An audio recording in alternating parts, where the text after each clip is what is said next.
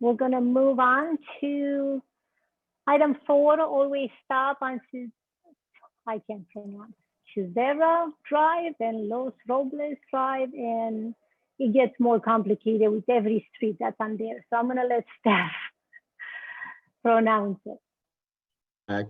This is a presentation to consider always stops on Cerezo Drive at Los Robles Drive and also El Arbol Drive, and to mention some of the other concerns that the residents of the Terramar area have submitted to staff and staff's actions or addressing of those issues. And to present this item is Lindy Pham, Associate Engineer with our Transportation Department. Good evening, Commissioner. Can you hear me okay? Yes. I will share my screen. Can everyone see the screen? So as John mentioned, we will go through some of the comments that we received on Cerezo Drive and go through the always stop analysis that staff conducted on Los Robles Drive and El Arbor. The recommended action is to support staff recommendation to install an always stop control on Cerezo Drive at Los Robles Drive. Here is a map of Cerezo Drive. It is a residential street in the southwest quadrant of the city, which is known as the Terramar community. It extends from the Carlsbad Boulevard to the west and to El Arbor Drive to the east. It is approximately 560 feet long, and it has a roadway width of 36 feet, which accommodate a single lane in each direction and parking, and also parking both sides. It has a posted speed limit of 25 miles per hour. And as you can see on the photo on your right, it has road curb and gutter, and there are no sidewalk on both sides. This slide shows you the, this slide shows the current intersection control on Cerezo Drive. The intersection of Cerezo Drive and Carlsbad Boulevard is controlled by a traffic signal. Approximately 240 feet east of Carlsbad Boulevard, Cerezo Drive intersects Los Robles Drive. This intersection is the stop control on Los Robles Drive. Then Cerezo Drive terminates at the intersection with El Arbor Drive, which is approximately 320 feet east of Los Robles Drive, and is currently a stop control on Cerezo Drive. Before we get into the details of the always stop analysis, I'd like to provide you some background information. At the June 7, 2021 Traffic and Mobility Commission meeting, staff received various concerns from the Terramar residents regarding pedestrian safety on Cerezo Drive at Los Robles Drive, the lack of visibility on Cerezo Drive at Los Robles and El Arbor Drive. And we have also received a request for no parking on Cerezo Drive or provide sidewalk. And also request for a crosswalk on Cerezo Drive at Los Robles Drive. And in addition, we also received requests for traffic calming on Los Robles Drive and El Arbor Drive. Since then, staff has reviewed each of the concern and requests, and we have implemented red curbs at the intersection of Cerezo Drive at Los Robles, also at Los Robles and El Arbor Drive at the intersection of Canyon Road to increase the visibility of pedestrians. We have also since replaced the yield sign on Cerezo Drive at El Arbor Drive to a stop sign at the T of the intersection. For El Arbor Drive and Los Robles Drive, we also increased the size of the speed limit sign and raised their height so it can be visible even if there are a higher vehicle parked in the streets. And we have refreshed speed limit pavement marking on El Arbor Drive. So as mentioned, there was a request for traffic calming on Los Robles Drive and El Arbor Drive, and staff has evaluated that per our Carlsbad Residential Traffic Management Program, which is known as a CRTMP. And we took some speed measurement, and the critical speed on Los Robles Drive is 26 miles per hour, and it's 23 miles per hour on El Arbor Drive. And both of these are lower than the 32 mile per hour threshold to qualify for phase 2 of the CRTMP. In addition, we have evaluated the request to prohibit parking on Cerezo Drive. We have concluded that if we prohibit parking on Cerezo Drive, it will encourage drivers to park further into Los Robles Drive and El Arbor Drive. And it will also remove parking for the public to access the beach. For these reasons, staff cannot support prohibiting parking on Cerezo Drive. As an alternative, staff, the transportation engineering team is evaluating the feasibility of constructing sidewalk on Cerezo Drive. So pedestrian safety and access can be enhanced by offering control crossing at the intersection. Therefore, Cerezo Drive was evaluated for always stop at Los Robles Drive and El Arbor Drive. Staff utilized the criteria found in the California Manual on Uniform Traffic Control Device, which is known as the California MUTCD, to determine if whether always stop will be appropriate for these two intersections on Cerezo Drive. This California MUTCD evaluates volume as well as other factors, and we'll go through each of them. So for criteria of the California MUTCD has 4 main criteria when we evaluate always stop. Criteria says that if an intersection is justified for a traffic signal, then always stop can be implemented as an interim measure. For both of these locations, we don't have any funds allocated for traffic signals, so therefore criteria A is not justified for both of these locations. Criteria B looks at the collision history. It says if 5 or more reported crash in a 12-month period are susceptible to correction by an always stop, then this criteria is justified. Based on our collision history data, for the past 5 years, there have been 0 reported collision at these two intersections. Therefore, criteria B is not satisfied. And criteria C looks at volumes. It has 3 parts. Part 1 states that if the volume entering the intersection from a major approach averaging at least 300 vehicles per hour for any 8 hours, then that is satisfied. And part 2, if the combined vehicle, pedestrian, and bicycle volume enter the intersection from a minor street average at least 200 units per hour for the same 8 hours, then this criteria is satisfied. And part 3, if the 85th percent approach speed of the major street exceeds 40 miles per hour, then the minimum warrant in part 1 and 2 are satisfied to 70%, then this is considered satisfied. So for criteria C at Cerezo Drive at Los Robles, we conducted a traffic count on May 25th, 2021, which is a Tuesday, and also on July 17th, which is a Saturday. And the highest average is 118 vehicle per hour, which is less than the 300 vehicle per hour that's required by part 1. And the highest hourly combined pedestrian and bicyclist is 25 units. And again, the required is 200 units per hour. And the approach speed is 21 mile per hour. And that, so part 3 of criteria C does not apply to this intersection.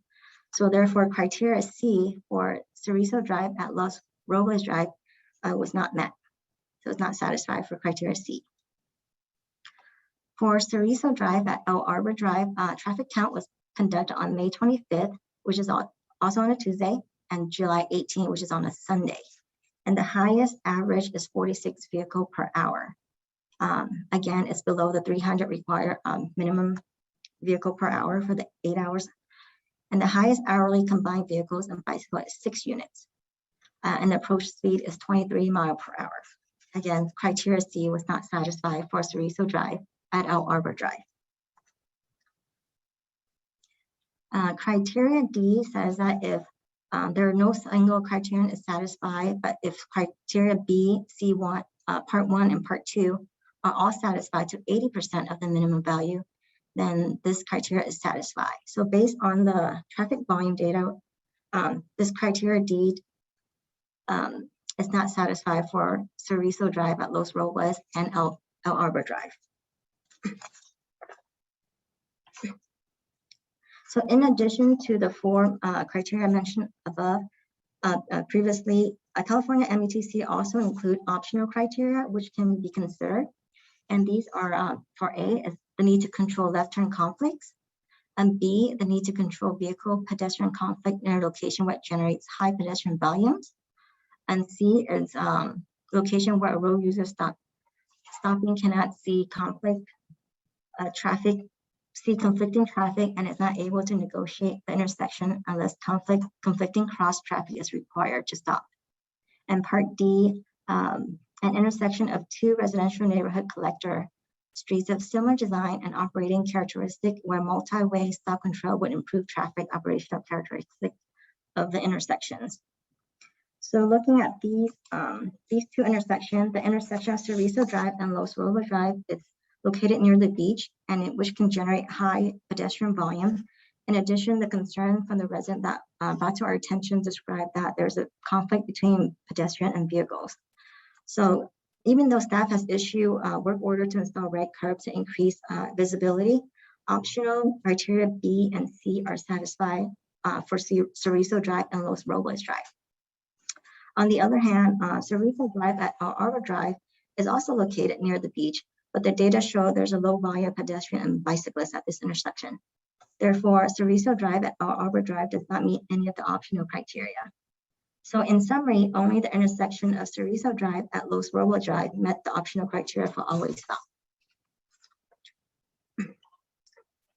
So therefore, based on our analysis and the analysis result and the guide by the MUTCD, staff recommend installing an always stop at Cerezo Drive at Los Robles Drive. And that concludes our presentation, and we'll be happy to answer any questions. Thank you, Ms. Pham. Do we have, let me see everyone. Do we have any commissioner? Do we have any public comments first? Yes, we do. Would you like me to read that public comment now? Yes, please. This is from Johnny Johnson. Thank you for work to resolve traffic problems in Terramar. It is much appreciated. However, there are two issues that need attention. Number one, the most critical is the lack of red curbs / no parking signs on the westernmost portion of Cerezo. The curbs are painted red on the southern side of the street between Carlsbad Boulevard and Los Robles, except for 2 to 3 parking spaces. The report states Cerezo is 36 feet wide. It is in some portions. However, the street is tapered, hence the western portion is narrower, approximately 33 feet wide, leaving 16 feet per lane. Per CADOT, car widths are normally 6 to 8 feet wide, making parking driving tight. Cerezo is the primary entrance to Terramar. It is also a popular parking spot for beachgoers. Surfers bring surfboards, adding another factor, one that is not addressed in the current residential traffic calming program, to the traffic problem. They lay their boards in the street, reducing the passage even more.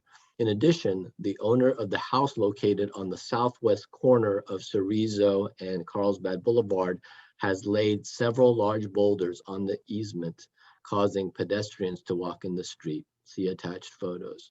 This situation presents a potential liability problem for the city if a pedestrian is hit because of the boulders. The intersection at Carlsbad Boulevard and Cerezo has one pedestrian crosswalk located at the south side, so it makes sense that westbound pedestrians on Cerezo be directed to the southern crosswalk on the boulevard. Highly recommend the south side of the street between Carlsbad Boulevard, Los Robles be painted red. Page 2, second paragraph, quote, removal of on-street parking may not be supported by the Coastal Commission. This is ironic since the next street over, Manzano, has no parking on either side and it is blocked off from Carlsbad Boulevard traffic. That's the end of the email. Okay. We want to say that we miss former vice chair. Does staff has any comments to the public comment? So I think staff's recommendation stands. Those are good points, but there are different issues occurring on Cerezo Drive. And the pedestrian issue, I think, is probably best served by the exploration of a potential sidewalk. Removal of parking would create more space, but it may also lead to other concerns. And we're most concerned about, since that area is very popular with beachgoers, people would just simply park further into the neighborhood. And we don't want to just displace a parking problem. And also speeds on Cerezo would likely increase with the road being widened essentially by the prohibition of parking. So based on those considerations, staff feels that the recommendations that we've made today, which is to consider an all-way stop at the intersection of Cerezo and Los Robles, is the one that we're recommending. Okay, and did I hear correctly that staff will look into the pedestrian maybe in the future? Yes, we've asked the transportation department to analyze the feasibility of a sidewalk on that portion of Cerezo between Carlsbad Boulevard and Los Robles Drive. Okay. Do we have commissioner comments or questions? Commissioner Pensier? One of the things that was commented on is that the boulders have been placed in the right of way. And is that true, or did you have a chance to look into that? I mean, is it possible that the city would ask the resident to move the boulders onto his property? Possibly. We didn't have a chance. We received this email from Ms. Johnson over the weekend, so we'll take a look and see where the boulders are in relation to the right of way and have that discussion of if there are any possibilities there for our action or not. Okay. I can speak to that item as well, because I'm familiar with that road frontage, that there are, like most streets, there are private encroachments with landscaping and appurtenances like rocks and boulders within the right of way. So our engineering team is evaluating a sidewalk in that location, and we have not reached out to the involved property owners to discuss what options or impacts we'd be looking at, or they'd be looking at if we did move forward with the sidewalk. So there are boulders close to Carlsbad Boulevard and Cerezo, and I believe they are within the right of way, but it's not unusual. Another question is with respect to the speed survey. It's done, I guess, during the day, and you have to hide somewhere so people don't see you and so forth. But I think some of the time that the residents are complaining about is when nobody's around and people are speeding down the street. So have we considered putting out the rubber tubes that can actually measure speeds over a period of time, that so we can get the maximum? You get an 85% rule, but that's fine, the critical speed. But I think what most of the residents are concerned about is what's the maximum speed. I mean, even just a few cars going way over the speed limit is a concern. And like 15% of them are going above critical speed, and there's probably some pretty high speeds that might be served by some additional work. Lindy can confirm this or not, but typically when we are asked to evaluate a roadway for our traffic calming program, we use our portable speed feedback signs, and those are deployed on a multiple day, 24-hour a day deployment. And so we get traffic volumes the whole period, not just in the daytime. There are certain cases where we can't, for whatever reason, use the speed feedback signs, and we'll use a radar gun and do it in a specific time slot. But if Lindy can confirm, I believe these were based on speed feedback signs, which were deployed for a 24-hour period, multiple days. So the speed feedback sign that was deployed for 24-hour was on El Arbor and Los Robles. And that's correct for John, but I wasn't sure if Commissioner Pensier was asking about Cerezo. wherever you have wherever you did that and wherever you managed to measure the maximum speed, I think is the question. That, you know, what are we looking at there for a maximum rather than just critical speed? Yeah, so for El Arbor and Los Robles, we deployed the speed feedback sign for 2 weeks. The first week it is turned off, and the second week it was turned on to educate drivers. So we're looking at 14 days of data. And you did get a maximum speed during that time? I do, but I don't have the report with me. Yeah, the use of a maximum speed is not supported by any of the engineering practices that I'm aware of. The 85th percentile is what's recommended, and it shows the behavior on the roadway, generally speaking. Obviously, if you have one person doing, you know, an incredibly high speed, that's unfortunate, but that's not something that we would necessarily want to design around. Okay. Do I have any other comments or questions? Commissioner Linke? And the other comment from Ms. Johnson was about Manzano. I don't know if you had a response. Is there something unique that east-west street just to the south of Cerezo does have no parking signs all along it, despite the fact that it's near the beach? Is there something unique there? I'm not aware of any situation, to my recollection, that no parking has been there for quite a while. I could do some research and see if there's any record of the justification, the reasons why, but I'm not aware of it at this point. Okay, it just creates the confusion or perception of why is our street different than the other street, but it might just be historical reasons, but consistency is always good, so we avoid that, you know, that kind of a comment. So yeah, it'd be interesting to know what's, and there's that street is also fenced off too. Is, you know, you can't turn onto it from Carlsbad Boulevard, and I'm not aware of the history at all there, but might be, I don't know if it's considered a place where you could add parking so that more people could park in a larger area to get to the beach. I'm not suggesting that we do that, but if there's a concern that the coastal commissioner, whoever, we want to retain good access to the beach, then having that fence there and no parking there, but then that redirects everybody into the Cerezo, onto Cerezo. So it'd be good to understand that situation.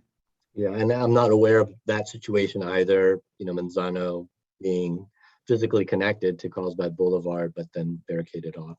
I'm not sure what the history is there. I could look into that as well.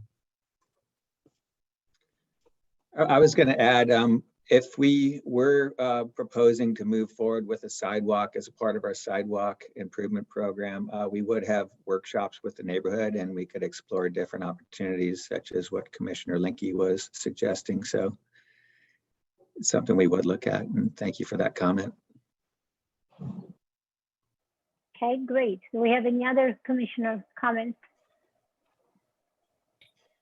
I see Commissioner Vice Chair Perez first. Thank you. Just two questions. The first question on the Cerezo and El Arbol. When was the stop sign placed there? Because I know back in the days it was, I think it was a yield sign, right? That is correct. It's a yield sign, and after we received the concern on June 7th, Traffic Mobility Commission, we issued a work order, so it was done within the last 2 months. Okay. And then the other question in regards to the survey for the speed, I'm just kind of curious that May, I think it was May, the latter part of May, and then I think it was July 17th. I can't recall, but during May 25th, were we still like in a work from home point? The only reason why I say that is because I know that part right there is it's so congested with people trying to get off of the 5 and onto city streets and to get through, I think it's like Cannon and to get up to Cannon. So what I'm saying is like Cerezo is kind of an artery to turn right, go on to either Los Robles or to El Arbol, and then get onto Cannon to get home. If that's what that's what I'm trying to say. But I'm just kind of curious that it would seem to me that there would be more traffic if we were to have done a survey, after. I think now when people are starting to go back to the office or during a latter time than when we're in that mandate. So, but I guess my question is, it doesn't seem like there's that much traffic going through there, even though there's a whole bunch of congestion on Carlsbad Village Drive during the, back to home from work. So we did consider COVID traffic being reduced during the pandemic, and the requirement for the MET city, the traffic volume needs to be a minimum of 300 vehicles per hour, and our highest is at 118. So that means it will need more than two times the volume to meet that criteria, and the minimum and the minor street volume has to be 200, and we are way below the 200. So Okay. even without the COVID, we don't think it will meet. And Mr. Kim, and this was the survey is 24 hours, right? It's continuous, so it would capture anything from morning commute to late at night commute. Yes.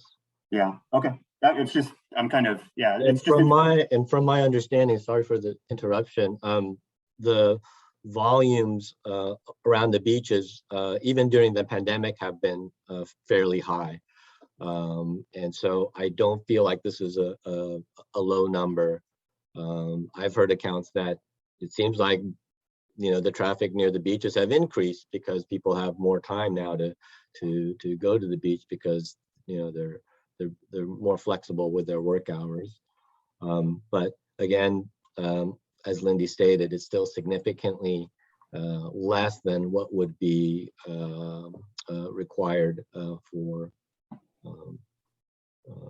that particular guideline to be met. Okay. Yeah, it's just interesting because as I jog through Carlsbad Boulevard during the evening, and you can see that traffic. I'm just going to leave it at that because I don't want to open up this road for anyone to cut through. So I'll just Okay, so it is, and I just wanted to sorry for the interruption again, but I did want to state that there are 8 specific recommendations or guidance factors that were looked at, and it did meet 2 of those in staff's observation. It didn't meet the volume criteria, but it did meet the criteria for the pedestrian volume and the sight distance. So we are recommending a stop sign at that intersection based on our analysis. okay, Commissioner Pencia, do you have any final comments? Yes. I just wondered if there's any plans for additional parking in that area as a part of other projects that are in the future that we haven't seen yet.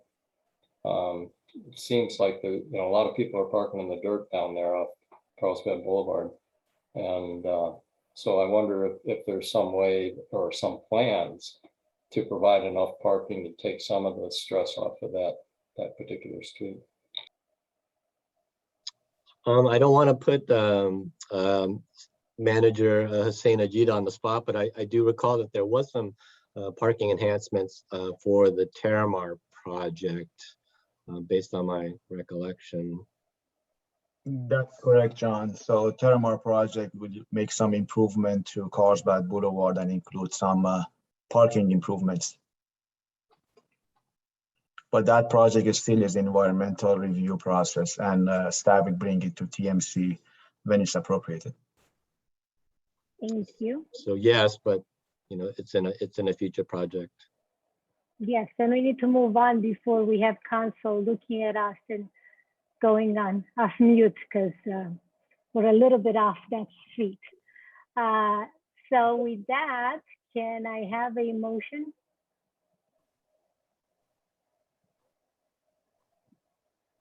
No one wants to make a motion?